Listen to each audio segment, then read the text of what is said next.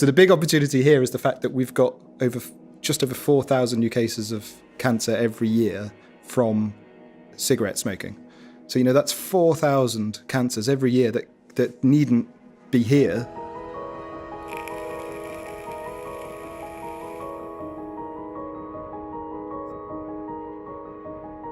Lung cancer is a truly hideous disease, but it's also quite largely preventable if 7 out of 10 lung cancers are related to smoking.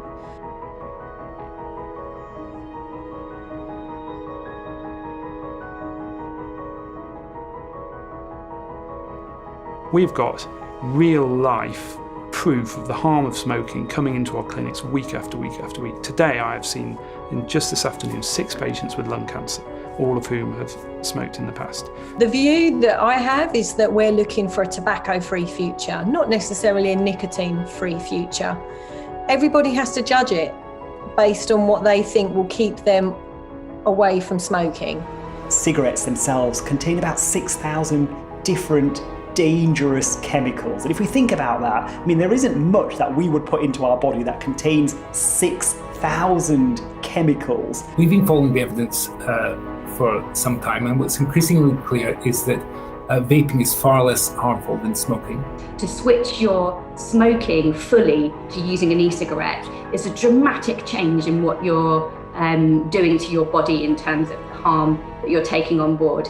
I see it as a major innovation in the tobacco and nicotine field that will ultimately render cigarettes obsolete. I train GPs up, and we don't really talk about vaping as an entity in itself. We talk about how we can support our patients in stopping smoking. All the evidence, all the research points to this. It's not a new piece of information. We've known this for a few years, and I think we'll look back in the future and think, why didn't people switch to vaping sooner? It's supposed to be a substitute for tobacco, but I think it's probably as bad as tobacco. People say it's healthier than smoking, which it probably is, but then no one knows the long-term effects of it. All smoking is harmful, to be fair, so it will have its side effects, yeah. Maybe it's good for health, maybe. Because we're not quite sure about this, we never listen about this, and we don't have any proof. Don't know the long-term effects of it, but it seems better than smoking. I think it's an unproved product, really. The first modern vaping device was produced in 2003. Today, the global market is estimated to be worth over £15 billion. Many people think vaping was invented by major tobacco companies, but the innovation came from one man who was looking for a better way to quit smoking: Chinese pharmacist Hon Lik. After becoming a heavy smoker, Hon Lik decided to kick the habit to avoid the same fate that met his father, who died from smoking-related illness. At the time, quitting methods were limited, and he'd been using high-dosage nicotine patches to help him quit. The realization hit him that nicotine replacement therapy couldn't provide the same nicotine rush, and he began his search for an alternative. He set about using traditional Chinese remedies, including ginseng and deer antler pill, before the revelation came to him. Hon had vivid nightmares one night, when he went to sleep forgetting to remove the nicotine patch he'd been wearing on his stomach. He dreamed he was drowning in a giant cloud of vapor, and says the nightmare inspired him to create a nicotine product that produced vaporized liquid instead of smoke. His concept became the idea behind the modern vaping device.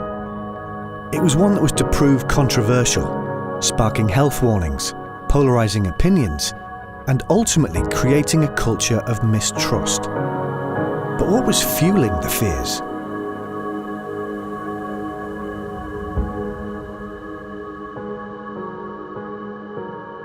Myths and misconceptions come from all sorts of different sources. Well, the first of the myths about vaping that is really, really tragic is that people say it's just as bad for you as smoking. And something like a third of smokers in the UK actually believe that. It's absolutely not the truth. But one myth is that we don't know anything about them, we don't know what's in them. And that's a really common myth. Now, e-cigarettes are possibly one of the most heavily researched innovations of our time.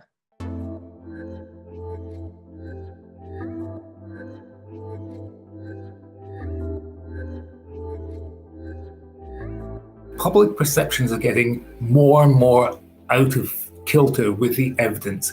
So people are thinking more and more that e-cigarettes are harmful. Well, there are so many myths about vaping. I mean, the list just goes on and on. Swapping one addiction for another. Nobody knows what's in it. Popcorn lung. Gateway to smoking. Secondhand vaping is very harmful. Youth epidemic. Heart attacks, COPD. The list goes on and on and on. And when you get to the bottom of it, you excavate the science, you'll find there's nothing there. I've heard the experts compare the risk of smoking cigarettes as being like jumping out the 16th floor of a building compared to using an e-cigarette, which is like, you know, jumping off the step at the bottom of the building. So it's not like a zero risk activity, but if you had to choose which you were going to do, you'd probably jump off the bottom step. Scientists have shown the best thing a smoker can do for their health is to stop smoking completely. But many people find it difficult to quit in one step. Smoking delivers nicotine very quickly to the brain, making it highly addictive. But most health problems are caused by other components in tobacco smoke. Using a licensed vaping product containing nicotine is an effective way of reducing the harm from tobacco. And because you can reduce the amount of nicotine delivered, it helps smokers quit for good. There are certainly members or groups in the health economy, if you like, that want to see the complete eradication of the use of nicotine.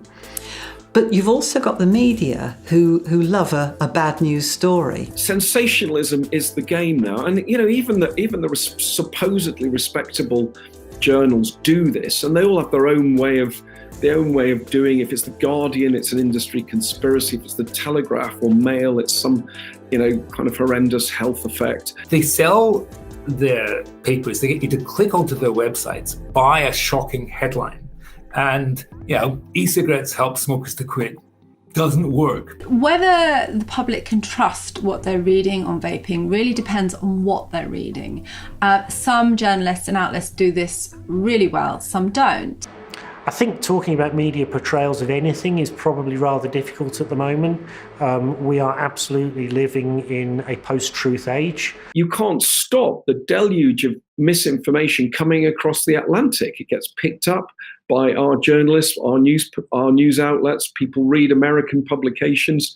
Just can't stop it. I think that if you're getting your news free on the internet and you're expecting balanced health reporting, then I think you're always going to be disappointed. It's one of those kind of health stories where people have a strong opinion one way or a strong opinion the other way. And I guess what comes over in the media is really the opinion of the person they're asking at that time.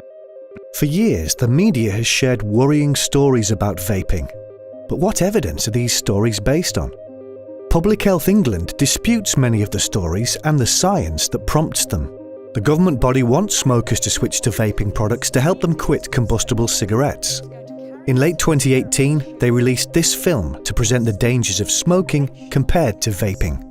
And what we are going to do is we are going to have one bell jar set up to smoke the average number of cigarettes smoked by a smoker each month. That's over 300 cigarettes. And then we have another bell jar through which we draw vapor from an e-cigarette for the same amount of time. And then, as a control condition, we have clear air to demonstrate not smoking or vaping.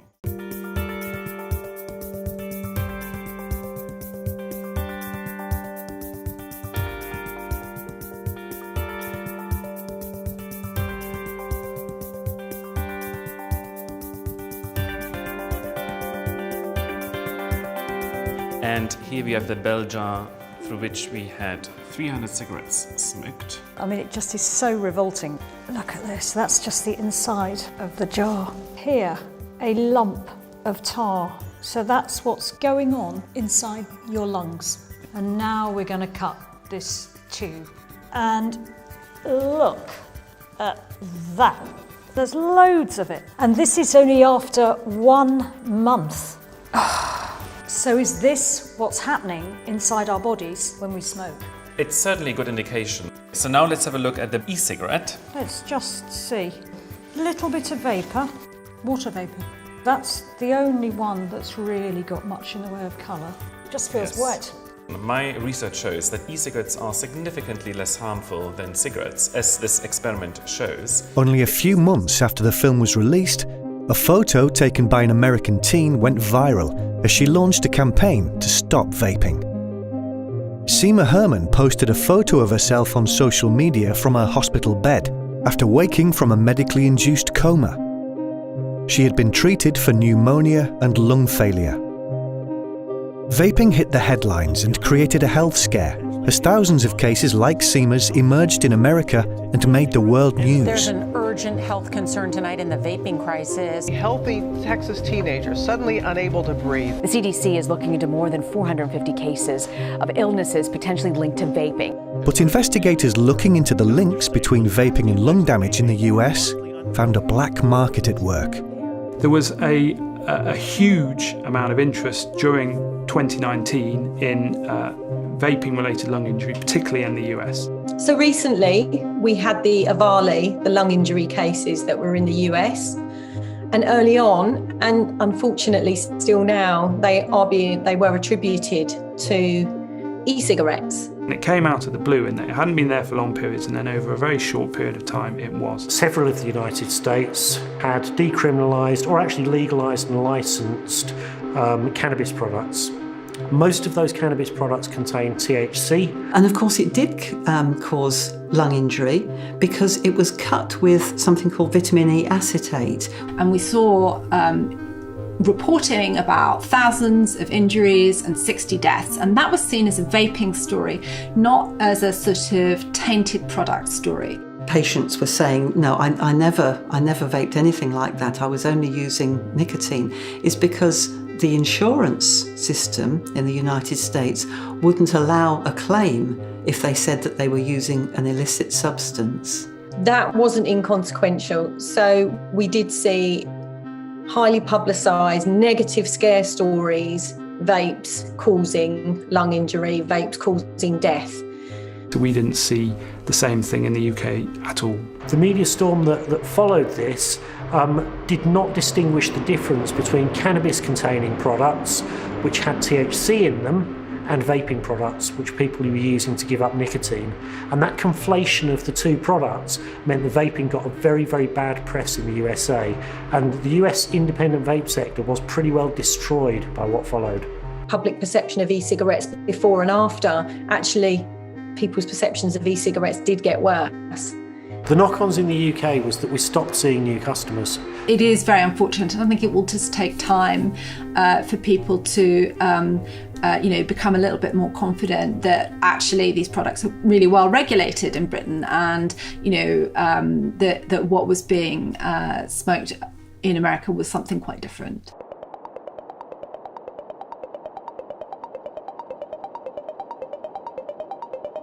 So one of the myths that we hear is that they're not regulated, that it's a Wild West, and actually e-cigarettes are regulated.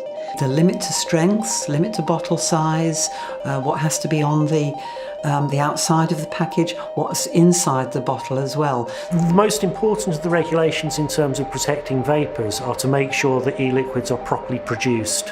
In this country, we've got very, very good and safe regulations. Any ingredient has been toxicologically screened for its suitability for inhalation, that the nicotine that's used in the products is suitable for human consumption, because not all nicotine is, and that everything else within the e-liquid meets those kind of standards. We need to get this into public consciousness that, like all products, there is an illicit market or a black market.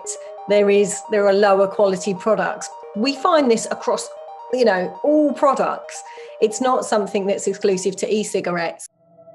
Despite strict UK regulation and backing from leading health experts, vaping has struggled to improve its reputation. In 2017, tobacco giant Philip Morris International set up the Foundation for a Smoke-Free World, pledging $1 billion to research vaping and other smoking alternatives. However, in 2019, former New York Mayor Michael Bloomberg launched a $160 million campaign to tackle vaping. In 2020, it appeared he was winning the battle when the World Health Organization warned vaping could be harmful to health, especially for teens. Are ordinary smokers the casualties of a clash between morals and money, making the truth harder to find?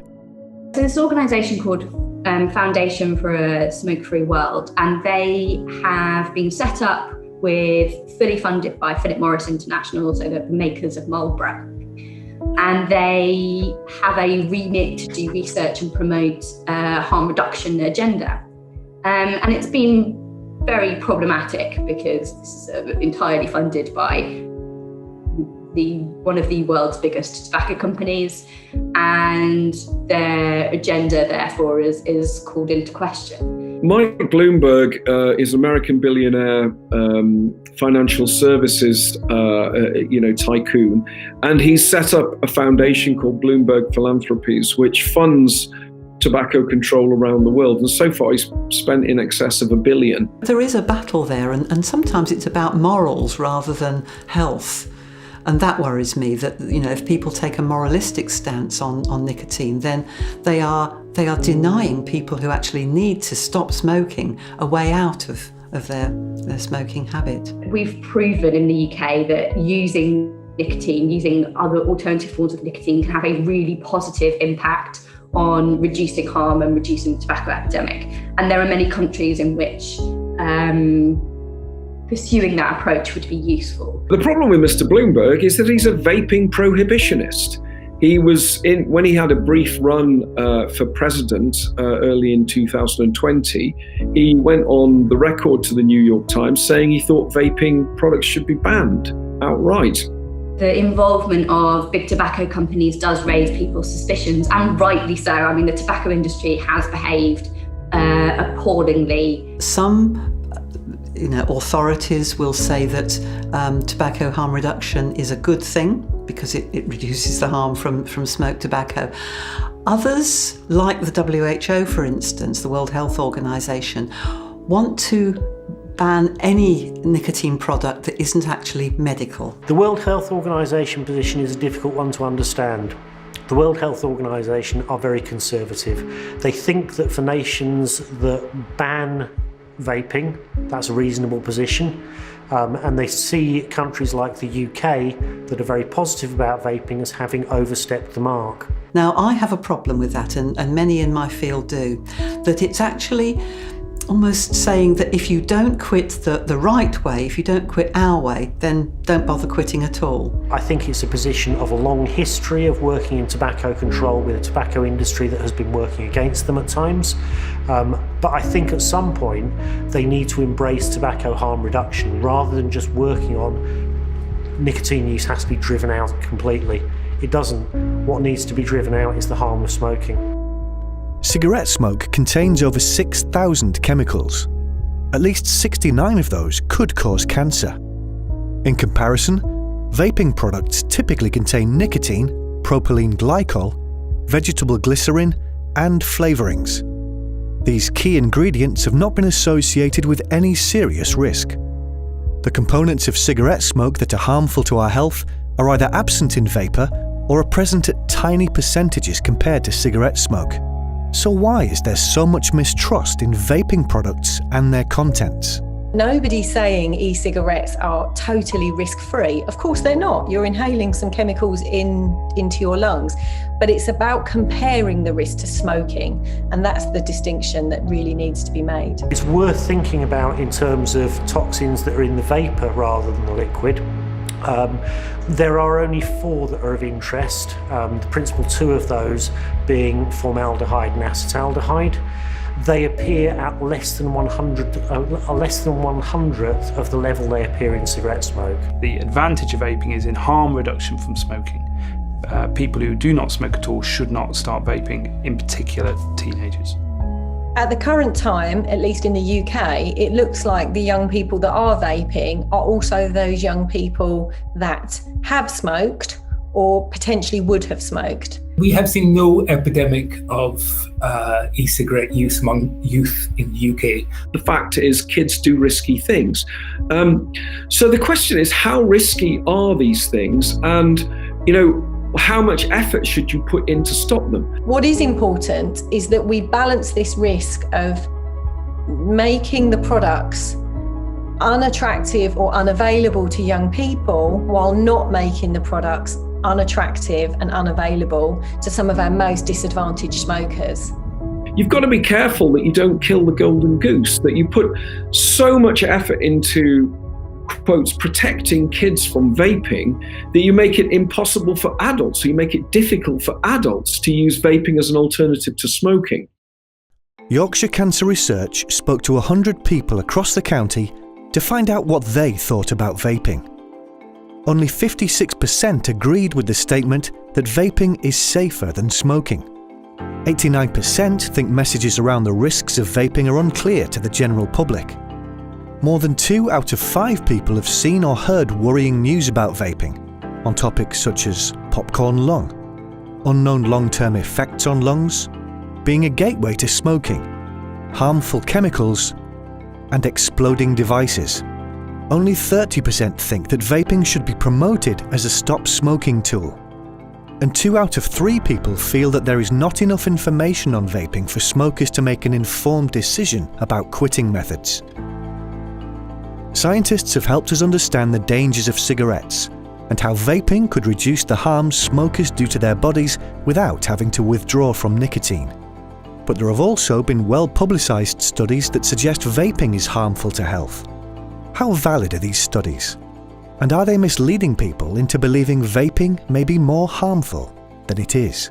I do worry that, there are very listened to policymakers, scientists, physicians who are very anti and who are doing everything they can to actually shut down the tobacco harm reduction alternatives. Some people who are almost evangelists against e-cigarette use and will pick up on any health story that shows they might be harmful.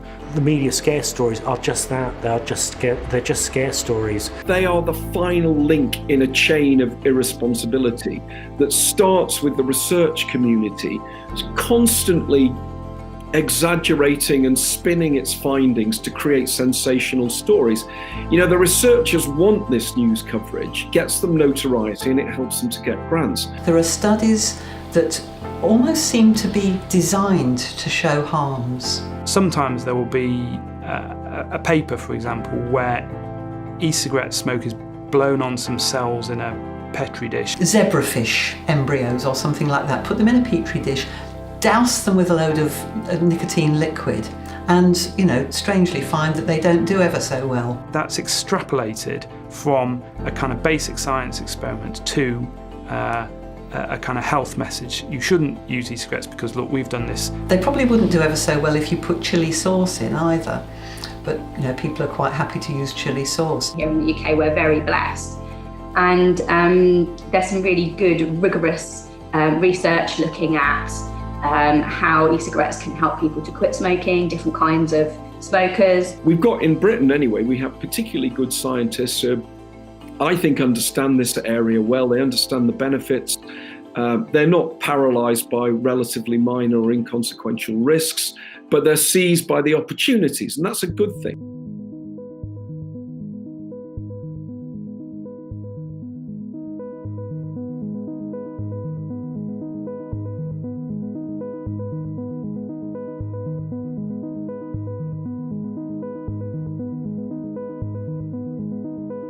Smoking costs the NHS millions and millions of pounds every year through illness and disability. If vaping helps someone to come off cigarettes and eventually stop vaping in the long run as well, I think vaping is a viable option for NHS smoking cessation services. Stopping smoking historically has been a difficult thing to do because we're dealing with an addiction. And by that very definition, sometimes they are very difficult to give up. It becomes this ritual and people feel this pleasure within their smoking. It's really difficult for people to imagine not having that, this small treat every day. It's not a tug of war. These are people who, if you take them the right offer, they will bite your hand off. Smoked 20 to 30 cigarettes a day. I was super fit. Went all over the world with the military. Left the army on medical grounds after 20 years. And within probably 2 or 3 months, I could hardly get up the stairs. And I knew I needed to stop smoking. I found myself buying cigs over other things, food, stuff like that. Fundamentally, you think you've always got the strength to stop. The part of the reason getting into vaping was obviously mainly the kids. Even be able to run around the block with him, teach him how to ride his bike. I can do that now. With my daughter who's 8, I couldn't do it properly. From stopping smoking and then vaping, I could run up the stairs. The change was unbelievable. I wake up, I feel absolutely free. My breathing's 10 times better. You know, you're affecting other people, and I think that's unfair because it's not, they should have a choice. I'm not coughing in the morning anymore. I'm not out of breath. The edge has gone for a cigarette because I'm using the vape. We would know in a minute if cigarettes were invented today that they would be extremely hazardous. People say that vaping is in its infancy, but we've had it for over 10 years now, almost 20 years really, and you know we're not seeing long-term harm from its use. We have got reasonably good evidence now that any harm that there may be from vaping is a very, very small amount compared to the harm of smoking real cigarettes. It's true that we don't know what will happen in the distant future, but we can take a damn good guess because we can see the low levels of toxins that there are in vapor. One big UK trial that compared the best combination of nicotine replacement therapy plus behavioural support with e-cigarettes plus behavioural support, so comparing the two like for like, found that e-cigarettes were about twice as effective in helping smokers to quit at about 1/5 of the price. Vaping has offered smokers a suitable alternative for them to consume nicotine, inhale it in a much safer way. Our hope is that people will use e-cigarettes as an aid to quitting, but eventually quit the e-cigarettes themselves. Now, some people can't do that. And if it's a choice between carrying on the e-cigarette versus going back to smoking, we would always want them on the e-cigarette.